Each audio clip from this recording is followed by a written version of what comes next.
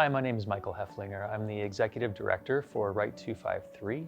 We are a literary arts organization based in Tacoma that works with youth in Pierce County and the South Sound, and I'm really excited to be here for the second year installment of the Winter Garden Poetry Series.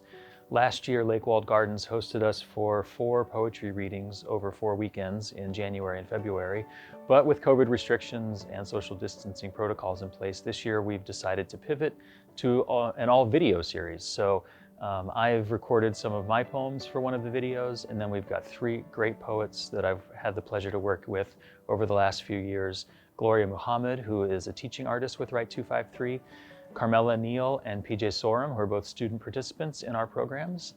They'll be out here recording their work today as well. We hope you enjoy the poetry and the videos. If you want to connect with some of these artists, you can read the description attached to this video or reach out to us at www.write253.com. We're happy to provide any information you have, and you can also learn more about our programs, as well as lakewalledgardens.org. Check out what they have coming up too. Thank you. Hope you enjoy.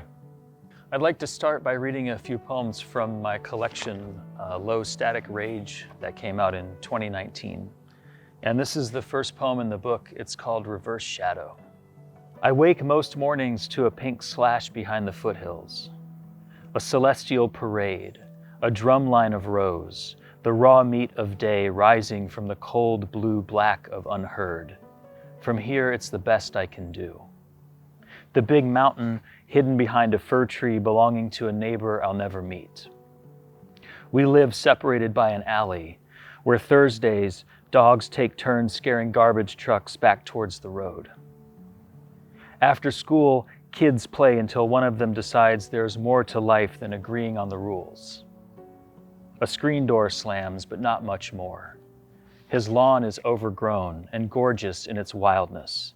He seems unconcerned about the critters who tear into his trash between Thursdays. We see each other sometimes. We never look one another in the eye.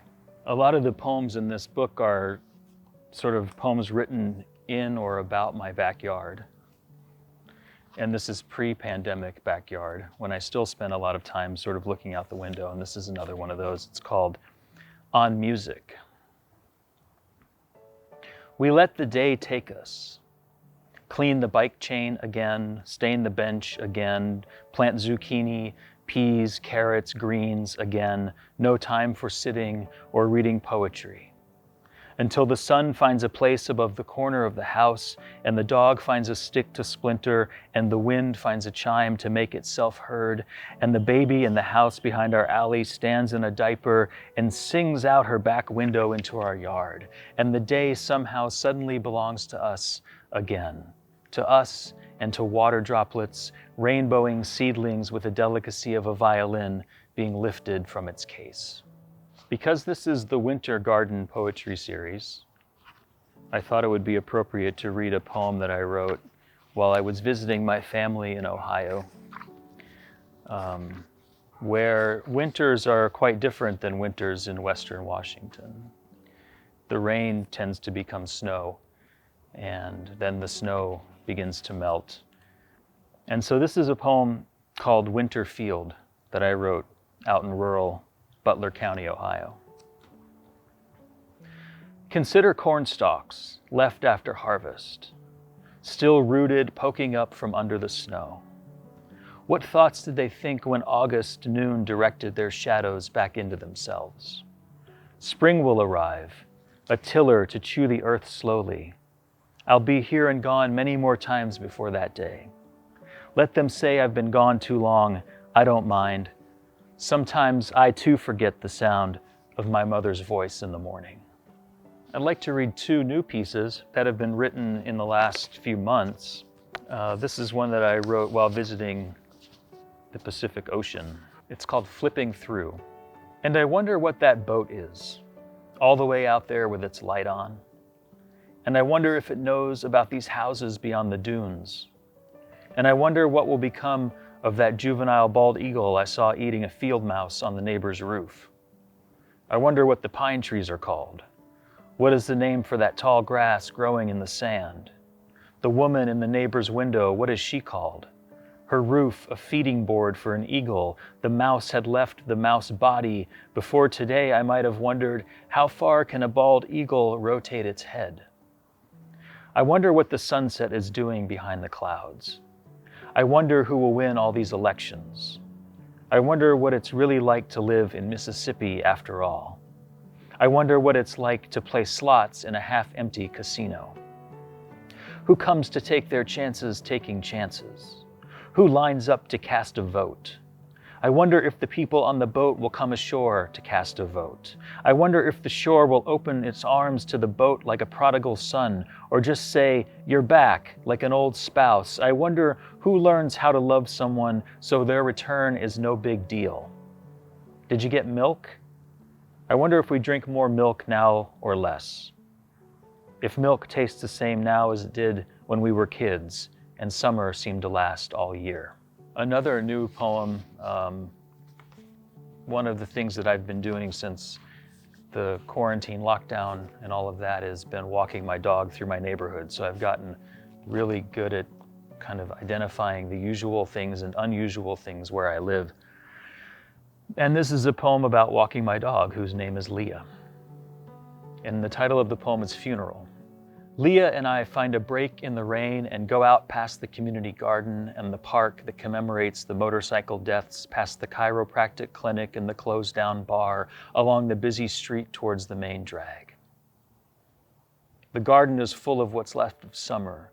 Kale hunched over at the shoulders, pea skeletons clinging to waterlogged trellises, grass overgrown between the beds like fountains spraying 1,000 songs into the air.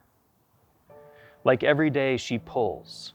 I strain to keep her at my side, to walk upright, face forward, eyes in front, but hers is a world of what came, cats and squirrels and field mice, alley rats and other dogs and chicken bones. Her world is both what is and what was. She yanks me through this familiar grid all the time, finds a place to leave her poop, pees on a few spots peed on before. I pause to look in windows. People at desks watch us pass. Their dogs fog windows with screamed invitations for us to keep moving. On K Street, a squirrel reaching for something, stiff, frozen and small, curled claws and eyes open as death seems to have caught it by surprise. I pause. Let Leah close enough to sniff a paw, but pull her back before she can open her mouth. We wait, but nothing happens. It didn't happen on I Street or J Street or in the garden or in the park. Wind, leaves, cars, dogs, scents, all that's changed is this corpse that appeared from nowhere that no one has left the house to tend to. For half a block, she turns to go back to it. She pulls in the opposite direction as though what elegy she has left is unsaid. We can't go back, I tell her. Let's go home. Another half block we stop. I tell her to sit. I rub her neck. You're a good one, I say. We go home, her out ahead, like she's the only one of us who knows the way. And I'd like to finish with one more poem from Low Static Rage, actually the last poem in the book, and it's called About Broncos. And this poem has taken on a bit of a new meaning for me since I wrote it a long time ago, a couple years ago. Now that we're experiencing what we're experiencing with COVID and quarantine, this poem means different things, which is what I love about poetry. It changes with time and circumstance. About Broncos. And then spring came, and I went back to work mending fences along the property line, unfurling rows of chicken and barbed wire to keep everything in or out. My hands froze into the shape of hammer handles. The sun rose and fell. The sun doesn't move, but who cares? We rolled into and away from the sun, like we were looking from a carousel to catch a waving hand. Before that, I inspected grain. I ran my fingers along door frames. I sat in a padded wicker chair and sipped Earl Grey tea from a china cup with a tiny handle no finger of mine could pass through. Bergamot filled the room. Sunlight filled the room, but nothing could compete with bergamot. And then it rained, and then it snowed, and then spring returned, and with it, houseflies zipping from dropped honeycomb to crumb, ants slipping through cracks, wasps and hornets, and bees and moths and butterflies flipping petals and taking. In the summer, I got a job. I operated a carousel. I hated it. The money was short, the days long, my posture worsened, a black button to make it go, a red button in case of emergency. I let my mind wander to falling children. Then there was that guy who ran the water gun horse race for 12 seasons. He had a name, he had a wife, he had a son. He looked old and young. He died on the way home from a hotel bar, heart attack in the front seat, grill bear hugging a railroad pole. And then it snowed. And then it rained, and the wheel grooves became minuscule toxic ecosystems of rubber and oil and one-celled organisms, and the mosquitoes gathered in the heavy air above the water, and the autumn came, and with it the promise of a peaceful death.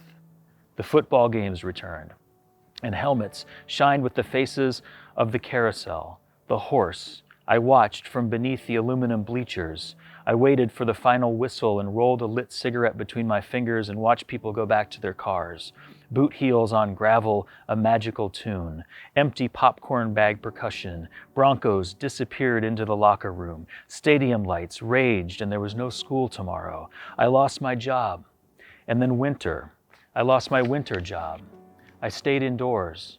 The doorbell would ring. Winter birds perched along the fence line awaiting the buds, the sun.